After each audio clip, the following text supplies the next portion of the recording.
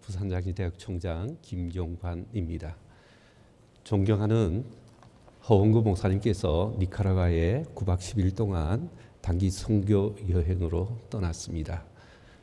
선교 여행 기간 동안에 많은 열매가 맺혀지고 안전하게 돌아오실 수 있도록 저와 여러분 함께 틈틈이 기도해 주시기를 부탁드립니다. 산성교회와 부산장신대학교는 좋은 관계를 유지하고 있습니다.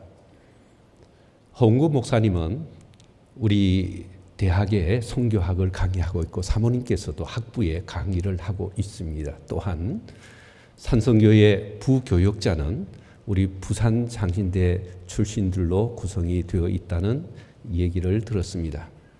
이런 좋은 관계를 유지하고 있는 산성교회에서 제가 설교하게 된 것을 무한한 영광으로 생각합니다. 오늘 먼저 설교하면서 시 한 편을 여러분에게 소개하겠습니다. 나보다 더 나를 사랑하는 당신이 나는 참 좋습니다. 나 자신보다도 믿을 수 있는 당신이 있기에 나는 참 행복합니다. 내가 서럽도록 외로울 때, 내가 가슴 저미도록 괴로울 때 그대는 늘 내 곁에서 한 송이 꽃으로 피었습니다. 당신은 사랑해서 기분 좋은 향기로운 사람. 이 시에서 기억하고 싶은 것은 마지막 연애, 당신은 사랑해서 기분 좋은 향기로운 사람입니다. 레티노로 perfume은 향기를 피운다라고 하는 의미로 이 향수는 인류가 최초로 사용한 화장품입니다. 약 5,000년 전에 고대인들은 이 향수를 통하여서 종교적인 의식을 행하였는데 신과 인간의 매개체로서 사용하였습니다. 향수의 원액을 통해서 퍼퓸, 오드 퍼퓸, 오드 투알렛, 오드 콜로롱으로 나누어 사용합니다. 오늘 본문 말씀 고린도후서 2장 15절에 우리는 구원받은 자에게나 망하는 자에게나 하나님 앞에서 그리스도의 향기라고 했습니다. 하나님 앞에서 그리스도의 향기입니다. 오늘 산성교회 성도 여러분, 그리스도의 향기로서는 우리는 어떻게 살아야 하는지 저는 오늘 본문에서 세 가지로 여러분에게 말씀을 전하려고 합니다. 첫째로, 향기로운 사람은 이기는 사람입니다. 오늘 본문 고린도후서 2장 14절을 다 같이 읽겠습니다. 시작. 항상 우리를 그리스도 안에서 이기게 하시고 우리로 말미암아 각처에서 그리스도를 아는 냄새를 나타내는 하나님께 감사하노라. 여기에서 이긴다는 이 헬라어의 단어는 트리암피오인데 로마의 황제나 장군들이 전쟁에서 승리를 거둡니다. 승리를 거두어서 전리품과 포로들을 결박을 해서 이끌고 군중들의 환영을 받으면서 개선 행진을 하는 것입니다. 이 개선 행진을 할 때에 향이 분향되고 그 향의 향기가 구경꾼들과 행진에 참여하는 모든 이들에게 감도는 그 장면을 말하고 있습니다. 우리는 이기면은 향기가 나타나게 되는 것입니다. 빅토르 휴고는 인간에게 세 가지 싸움이 있는데 그것은 자연과의 싸움, 타자와의 싸움, 자신과의 싸움이 있는데 가장 위대한 승리는 자신과의 싸움이라고 하였습니다. 또한 위고는 계속해서 오늘의 문제는 싸우는 것이요 내일의 문제는 이기는 것이라고 했습니다. 우리는 이길 때에 향기가 나는 것입니다. 그러면 어떻게 하면 이길 수 있을까요? 첫째, 이길 수 있는 방법은 저 주는 것입니다. 저 주는 것이 이기는 것입니다. 남에 대해 저 주면 당장은 지는 것처럼 느껴지지만 결국 마지막에는 내가 이기는 것입니다. 예수님께서 마태복음 5장 39절에 악한 자를 대적하지 마라. 누구든지 내 오른팔을 치거든 왼뺨을 돌려대고, 그리고 속옷을 가지고자 하면은 겉옷까지 내주라고 하셨습니다. 여러분, 인생 살아가면서 어려운 일 당한 적이 있습니까? 이럴 때 여러분은 어떻게 반응을 보이셨습니까? 물론 저도 살아가면서 어려운 일을 당한 적이 많이 있습니다. 제가 힘들 때에 저를 잘 아는 목사님께서 이렇게 저를 위로해 주시고 조언해 주셨습니다. 목사는 당하는 것입니다. 목사가 당하는 장소는 당회입니다. 목사가 당하면 당당해집니다. 당당해지기 위해서 당해야 합니다. 그것이 당연한 것입니다. 여러분, 우리는 져주면서 사십시다. 알아도 모른 척 해주고, 그리고 있어도 없는 척 해주고, 속아주고 져주는 사람이 이기는 사람입니다. 두 번째로, 그리스도 안에 있으면 이길 수 있습니다. 그리스도 안에 있어야 됩니다. 본문 14절에 항상 우리를 그리스도 안에서 이기게 하시고 라고 하셨습니다. 사실 말은 쉽지만은 인간적으로 져준다는 것 참으로 힘든 일이면은 틀림이 없습니다. 왜냐하면 자존심이 있고 정의감이 있고 분노 때문에 그렇습니다.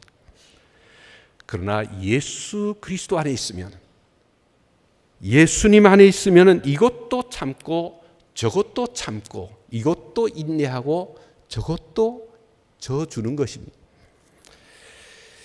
제가 2년 반 전에 우리 부산장시대의 총장으로 부임을 했습니다. 저를 향한 온갖 모함과 거짓된 비난은 제가 참기가 정말 힘이 들었습니다. 화도 나고 견디기가 힘들었어요. 저는 총장으로 부임하자마자 생활관에서 숙식을 하면서 24시간 학교를 떠나지 않았습니다. 그리고 학생들과 함께 새벽 기도를 했습니다. 주님, 참기가 정말 힘듭니다. 주님도 힘드셨죠. 주님처럼 저도 참을 수 있도록 저를 도와주세요. 그리고 세상 소리를 안 듣기로 결심했습니다. 오직 주님만 바라보고 주님의 음성만을 듣기를 결심을 했습니다. 그리고 주님만 가까이 하기로 결심을 했습니다. 내 주를 가까이 하려 함은 십자가 짐 같은 고생이나 내 일생 소원을 늘 찬송하면서 주께 더 나아가기 원합니다.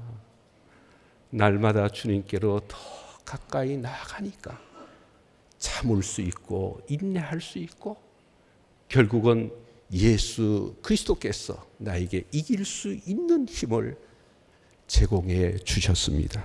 사랑하는 여러분, 그리스도 안에서 이겨서 향기로운 삶을 사시게 되기를 주의 이름으로 축원드립니다. 둘째로, 향기로운 사람은 생명이 있는 사람입니다. 오늘 본문 16절을 다 같이 읽겠습니다. 시작. 이 사람에게는 사망으로부터 사망에 이르는 냄새요, 저 사람에게는 생명으로부터 생명에 이르는 냄새라. 누가 이 일을 감당하리요? 세상에는 사망으로부터 사망에 이르는 냄새가 나는 사람이 있어요. 썩는 냄새, 역겨운 냄새, 악취가 나는 사람이 있어요. 그 사람 곁에 가면은 괴롭고 고통스럽습니다. 그러나 생명으로부터 생명에 이르는 냄새가 나는 사람이 있어요. 신선한 냄새, 피치통과 같이 쿨하고 향기로운 사람입니다. 그런 사람을 가까이 하면 기분이 좋고 행복해집니다. 여러분, 생명이 있는 사람이 되어야 되는데 생명 있는 사람은 어떤 사람일까요? 첫째로 성장하는 사람이 생명이 있습니다.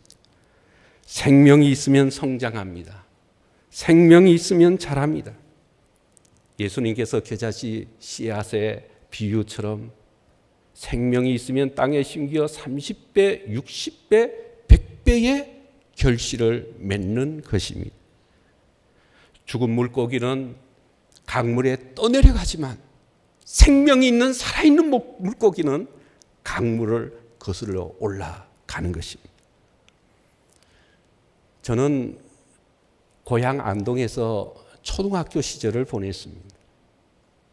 우리 시골에서는 겨울이 되면은 어른들이 모여서 화투를 쳐요.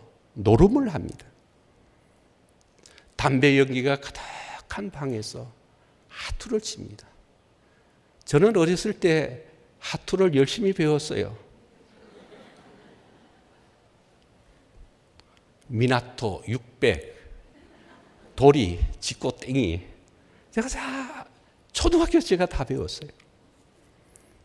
어른들이 밤이 새워서 눈이 충혈이 될 정도로 화투를 칩니다.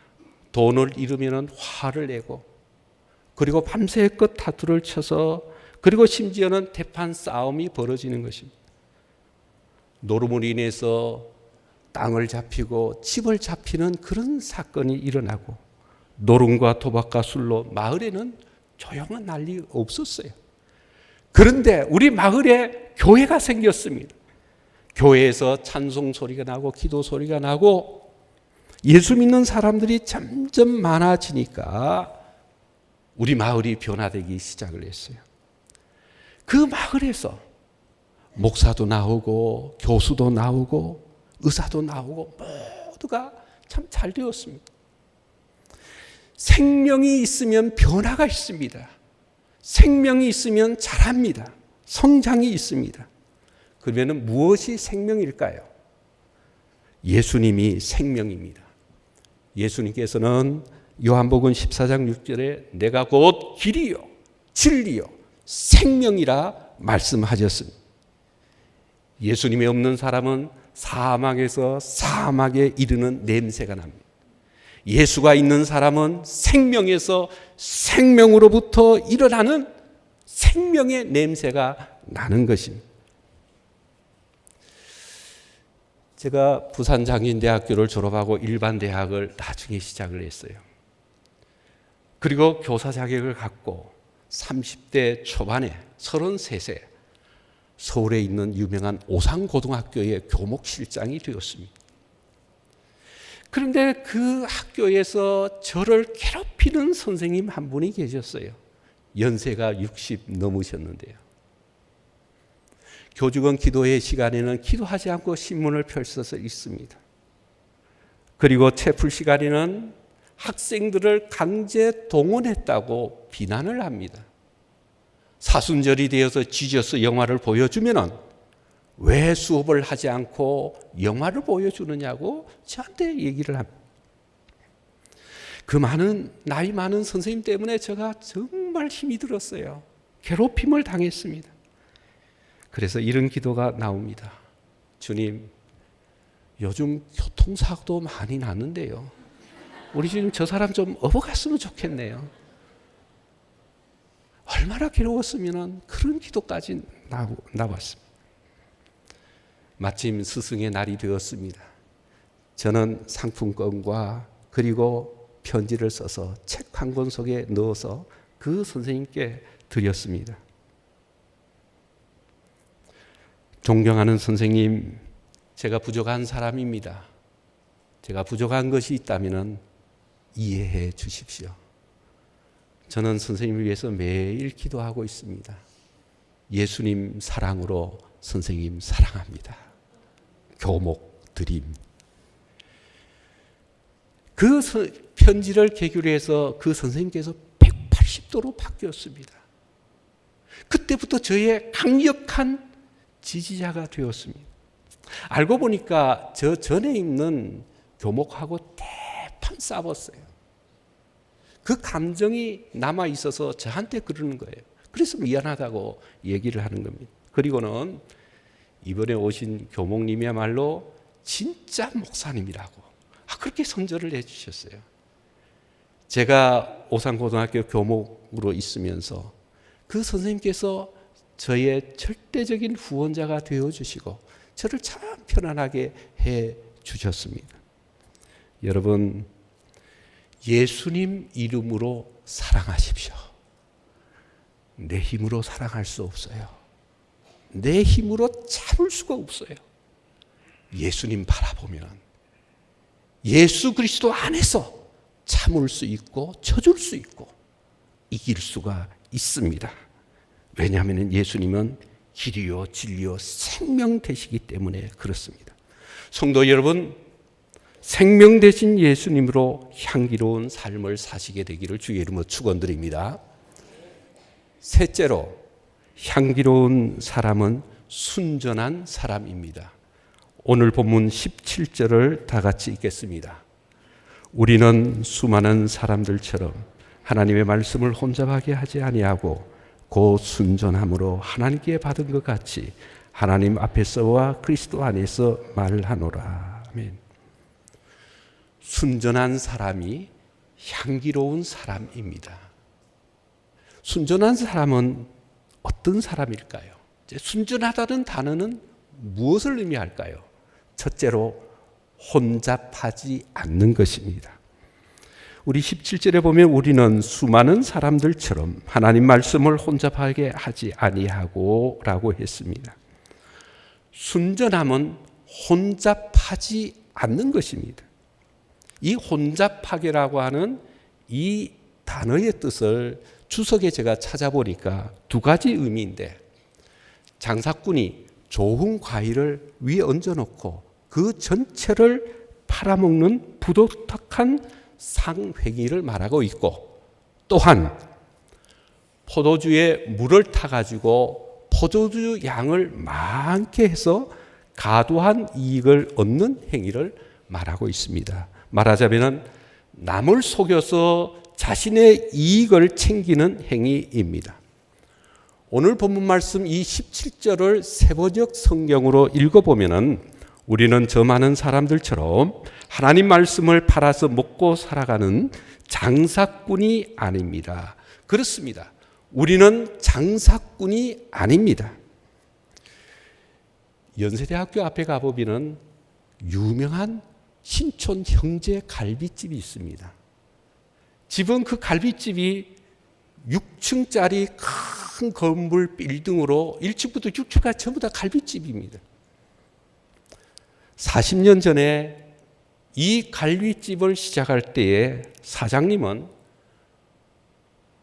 종업원들에게 월급을 주지 않는 구두쇠였습니다. 그래서 주방장이 꾀를 내어서 이놈의 갈비집, 이놈의 사장 혼나고 망해라, 그런 마음으로 갈비탕 그릇에 고기를 듬뿍 넣어서 팔았습니다. 망해야 되는데 손님들이 더 많이 오거든요. 그 갈비집이 유명해졌습니다. 돈을 많이 벌었습니다. 6층짜리 건물을 빌딩을 지어서, 그래서 지금은 1층부터 6층짜리 그 갈비탕을 팔고 있어요. 제가 서울에 있을 때 그 갈비집에 가가지고 신촌 형제 갈비탕 한 그릇 먹으면 미안할 정도로 고기가 많이 얹어 주는 것입니다. 우리 그리스도인은 손해보는 거예요. 스스로 손해보는 거예요. 남이 잘 되고 내가 손해봄으로 남이 오히려 더 잘 되고 축복받는 그런 삶을 살아가는 것이 바로 그리스도인이라고 저는 생각을 합니다.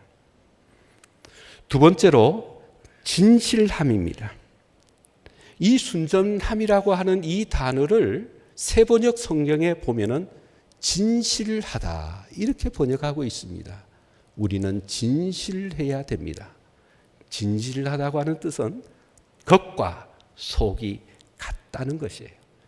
겉과 속이 다르지 않습니다. 표리부동하지 않습니다. 말과 행위가 같습니다. 언행 일치되는 것이 진실함입니다. 우리는 진실하게 살아야 됩니다. 제가 부산장인대 총장으로 와서 교육부에서 대학 구조개혁 평가라는 것을 받아야 된다고 하는 공문을 받았어요. 그 공문을 놓고 고민이 시작되었습니다. 교육부의 이 평가를 내가 받아들여야 할지 말아야 될지 고민이 되었어요.